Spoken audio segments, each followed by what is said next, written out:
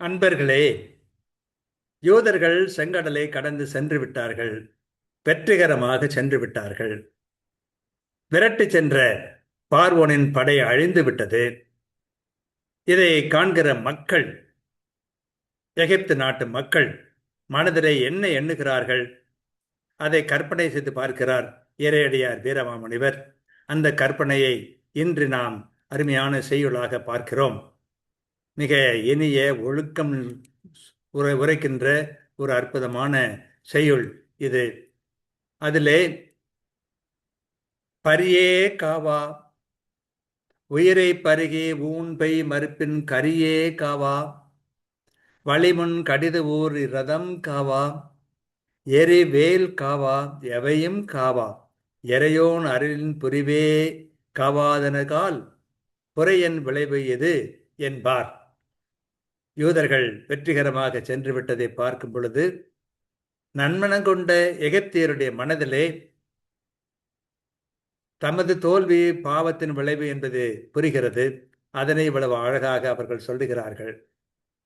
ஆண்டவனுடைய அருள் செயல் இடையே வந்து காக்காத போது குதிரைகளும் காக்க மாட்டா, பகைவர் உயிரை பருகி ஊனை சொரியும் தந்த கொண்ட யானைகளும் காக்க மாட்டா, காற்றையும் முந்திக் கொண்டு விரைந்து செல்லும் தேர்களும் காக்க மாட்டா, ஒளிரும் வேல்களும் காக்க மாட்டா, வேறு எவையுமே காக்க மாட்டா.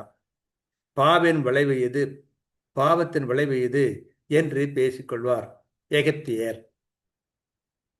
தெளிவாக சுருக்கமாக சொல்வதென்றால், ஆண்டவனின் அருளையே காக்க வேண்டும் என்றேல் குதிரைப்படை காக்காது, யானைப்படை காக்காது, தேர்ப்படையும் காக்காது, வேல்களோ வேறு எவையுமோ காக்காது. ஏனென்றால் இது பாவத்தின் விளைவு. இறைவனுடைய அருள் துணை இல்லை, பாவம் மிஞ்சி இருக்கிறது, ஆகவே இத்தகைய நிலை ஏற்பட்டு விட்டது என்று எகிப்தியர்கள் பேசிக்கொள்கிறார்கள்.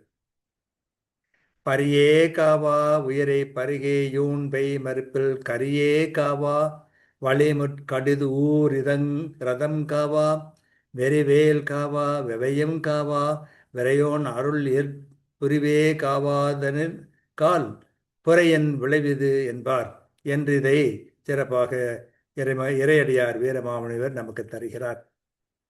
உண்மையான காவல் அற வாழ்க்கை, அதனால் கடவுள் தருகின்ற அருள். அறத்தை மீறி மரமே புரிவோம் என்று சொன்னால் கடவுளுடைய அருள் அங்கே எடைப்பட்டு விடுகிறது, தடைப்பட்டு விடுகிறது, வருவதில்லை.